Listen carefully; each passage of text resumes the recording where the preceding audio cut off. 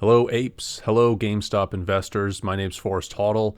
This is Bitcoin Not Crypto. I'm a Bitcoin educator. I do one-on-one consults and I talk a lot about Bitcoin treasury companies. So that is why you're here. You want to know about this new convertible bond offering that GameStop has done and what it means. And is this short interest that you've probably seen some charts go around the internet? Maybe you're on Super Stonks or, Wall Street Bets or something like that, and you're seeing these charts and you're thinking, wow, there's more short interest than there was before when we executed an amazing short squeeze.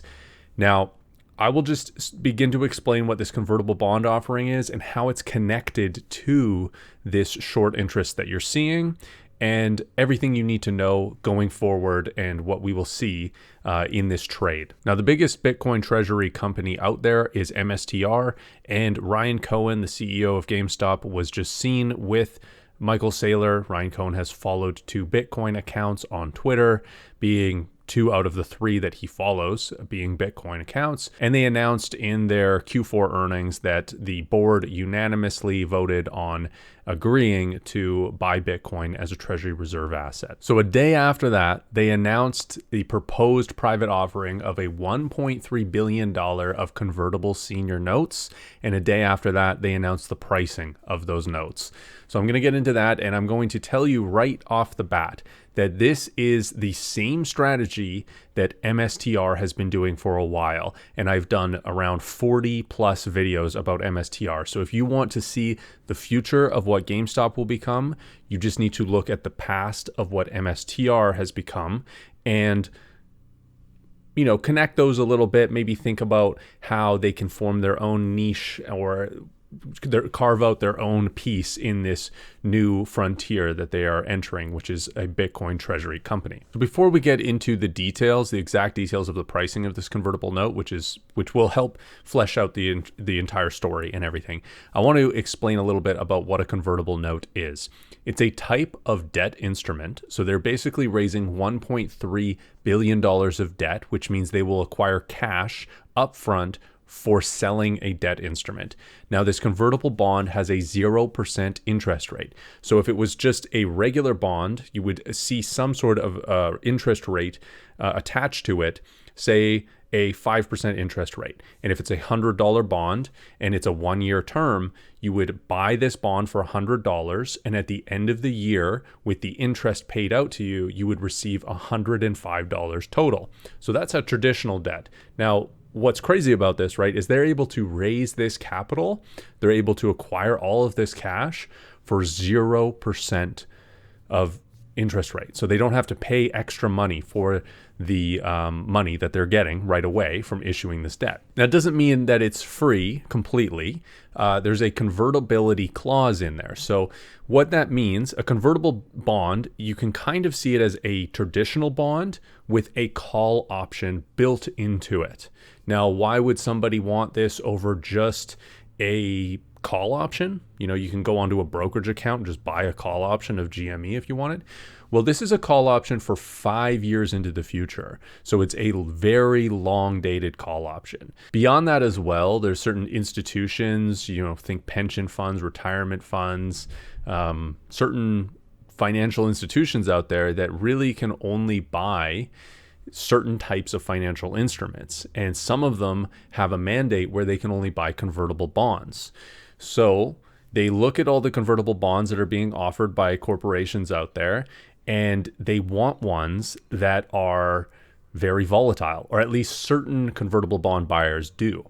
And the reason for that is because they trade and they use the convertible bond as their long position, and they will short against it. So now we get into the idea of why there might be a lot of short interest right after the announcement of doing this convertible bond. So the people doing that are called convertible bond arbitrageurs. And there's these desks out there, these trading desks. And what they do is they take a position because they're mandated to do so. They take a long position with a convertible bond and they short shares against it using that bond as their long position. And what they do is they become delta neutral. So they short enough shares to cover the delta of the long bond that they hold. Now, what they're doing beyond that is because it's a volatile asset, GME, or we have more historical evidence and example with MSTR. But what they do is there's periods of volatility spikes and volatility drops, or underlying price of the shares going really high and becoming overbought, and that is when the arbitrageurs will put on their shorts, and then when the price goes way down, they will buy back their shorts. So they'll see they'll just be following volatility, and they'll be kind of arbitraging the difference. And the reason they do this is they don't just want full upside of the convertible bond. By applying the shorts, they have basically covered themselves in case there's a downside move. And in case there's a downside move and no recovery. So the shorts will offset any downside move, and the bond will offset any upside move. And they will just take the difference when they can do really clever, smart trades of knowing where the volatility is in the underlying shares. So sorry to disappoint all the apes out there, but that amount of short interest is largely driven by these arbitrage desks. And of course, that is speculative because we don't know for sure, but it would really make a lot of sense that it would be. And these shorts are not really liquidatable.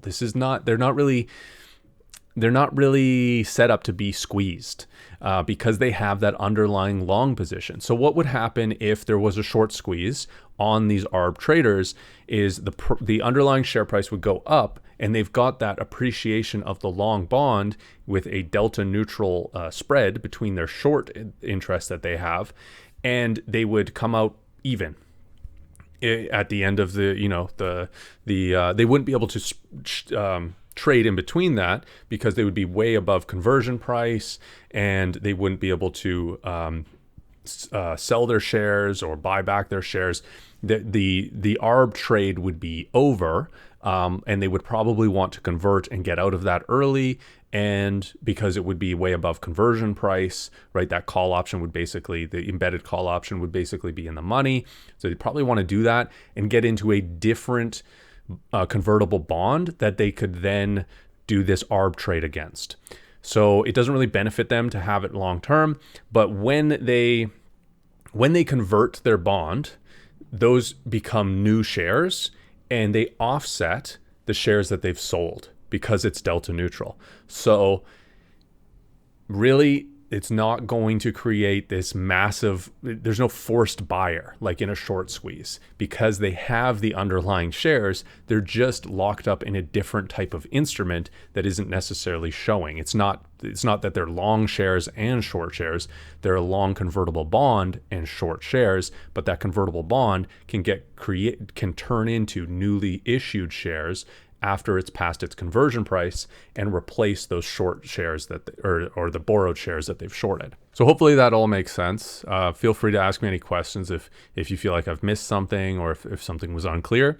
Let's get into the details of the pricing, and maybe a little bit more will unfold and this story will start to make sense for you. So the notes will mature on April 1st, 2030, so 5 years from now. So it's a very long dated call. An initial conversion price of approximately $29.85 per share. So that's talking about the GME share price. And that's a premium of approximately 37.5%. So this is very interesting and should be looked at very clearly here. This is hugely beneficial to GameStop. If they were to do an ATM or an at the market where they're just issuing shares right today and selling them into the market, they'd be selling them for whatever the market price is, so $22. So they wouldn't have any premium on top of them, and they would act as selling pressure immediately on the market. So they're essentially selling future shares at a premium of today's price of 37.5%.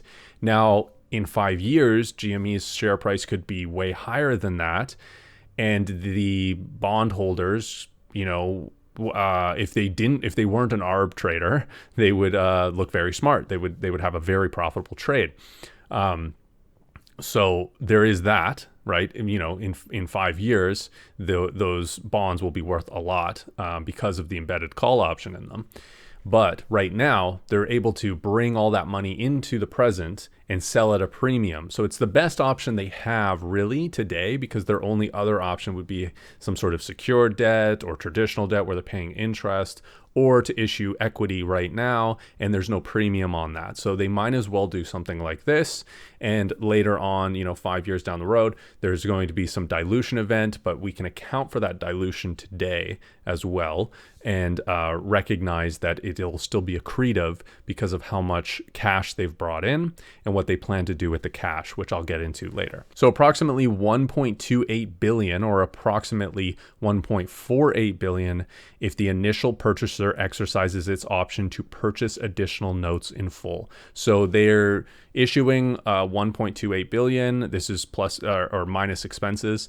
The buyers of these bonds have the ability to up the amount if they wanted, if there was oversubscribed basically to 1.48 billion. So it's quite a lot of money. So there is some clauses in here for GameStop to actually force conversion early, but they have to wait at least until April 6, 2028. And the Class A common stock has to be at least 130% of the conversion price for the notes. So that 37.5% that I said is the conversion price, it has to also be 130% above that as well. And it has to be in effect for at least 20 trading days, whether or not consecutive during any 30 consecutive trading day period. GameStop will provide a notice of redemption at a redemption price equal to 100% of the principal amount of the note. So, the bond payment paid back in full, plus accrued and unpaid special interest. So that's 0% in this case. So if we look back at historical examples, looking at MSTR in this similar situation here, they have two tranches of their convertible debt that is not in this forced conversion price position, but all their other tranches of debt are, and they've actually forced conversion on one of them prior. So this is something they could do. This is something they could do in part to force the buyers and holders of these convertible bonds to want to renew and buy new convertible bonds. This could be the case. Now let's talk about why GameStop is doing this.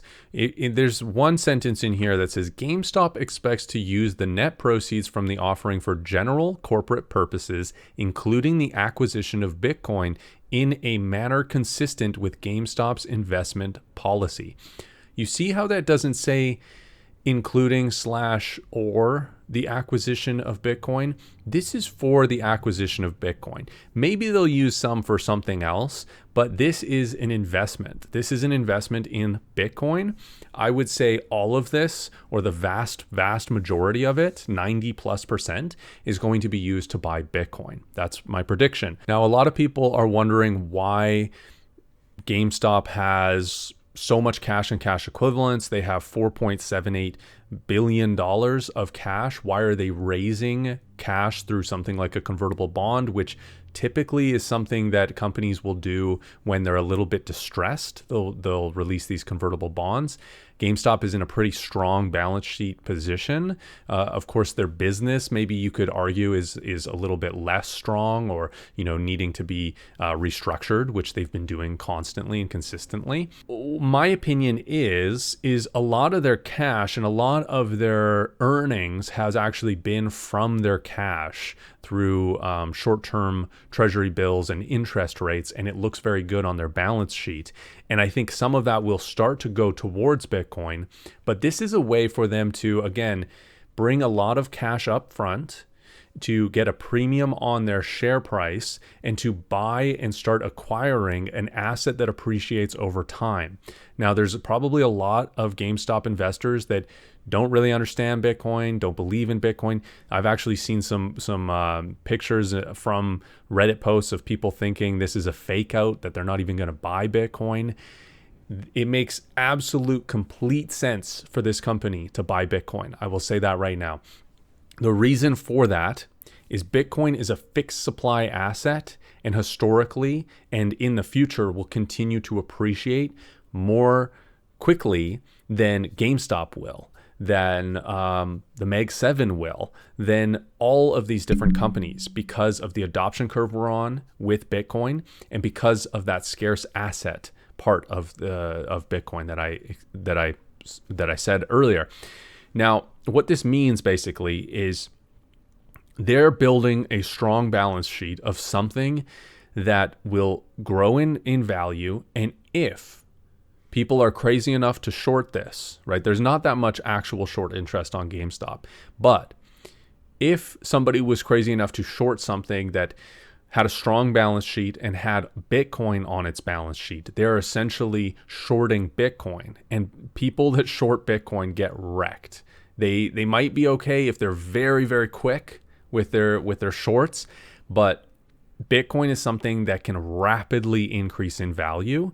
And so we have this combination of GameStop, which has historically done that as well because of all the frenzy and the meme stock and the retail interest, and the momentum traders and the hedge funds also got on board. Let's not kid ourselves and think this was all retail driven. A bunch of hedge funds made a ton of money from the short squeeze as well. But with Bitcoin being the base, the balance sheet, the net asset value, it is something that the shorts are going to try to press on, and they cannot push that down. There will be people that try to short this, that think that Bitcoin is going to nothing, and maybe they'll time it right with a bear market or something like that. But ultimately, this is a sign of something extremely strong getting created by GameStop. This combination of consolidating their brick and mortar, of growing their balance sheet, their earnings, and of acquiring Bitcoin into the future will make this company incredibly strong. I talked about the assets on their balance sheet, the $4.7 billion of cash. They have very little debt, basically none. They can start to acquire some healthy debt, some stuff like this, the convertible bonds, and they can actually put the money right away into action. They don't have to go out and set up a store in a mall where foot traffic is low and in an industry where people are going digital. They can acquire an asset the next day, the same day that the funds clear from these convertible bonds. They can acquire an asset that has a compound annual growth rate of 66% over the last few years. So it's just an incredible situation that they're in. I think GameStop is the perfect company for this to compete with MSTR. I think MSTR has such a moat that it takes a company like GameStop that has a huge base of traders and holders and of incredible volatility just in the stock itself. It takes a situation like that to even compete with something that has cemented itself so well as MSTR. MSTR has 500,000 plus Bitcoin. So they're never going to get caught up. GameStop will never have more Bitcoin than MSTR.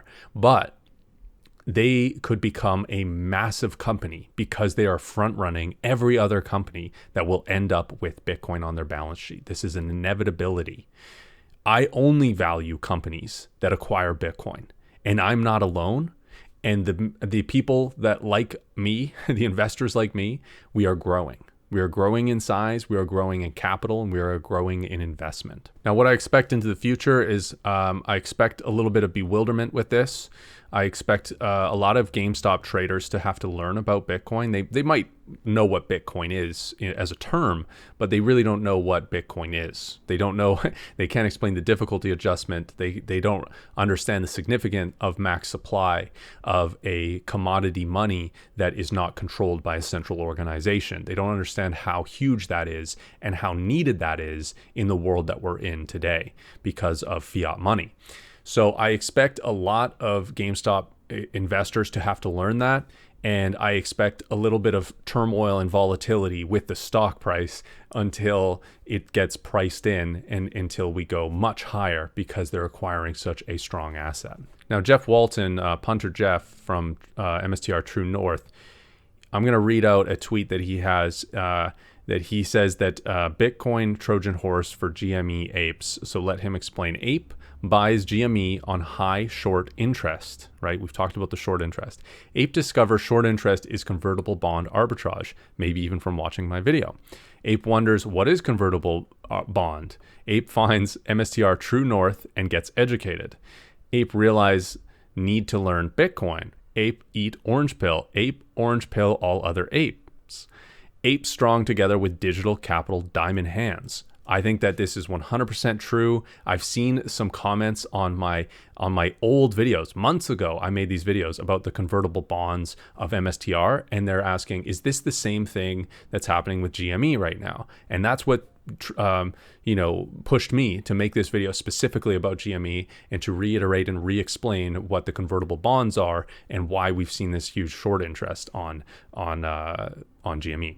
This is a post on Reddit here from Superstonk that says, shorts on GME have exploded since the company announced its Bitcoin treasury. This marks the second highest short volume since the January 2021 short squeeze. This is the chart that's going around. A lot of people are not attributing this to the convertible bonds yet, but I believe that this is the convertible bonds, as this person does too. They said it's most likely convert buyers arbitraging. Ben Workman, who is a great thinker in the space here, part of MSTR True North as well, as suspected, this was the pricing period of the GME convertible bond, 0% coupon with a premium of 37.5 and conversion price of $29.85, maturing in 2030. Next step, buy Bitcoin. You can see a massive volume spike, short volume spike in GameStop. So we have two of the most unique investor bases coming together on this stock. We have Bitcoiners, the hodlers, and we have the apes. We have GME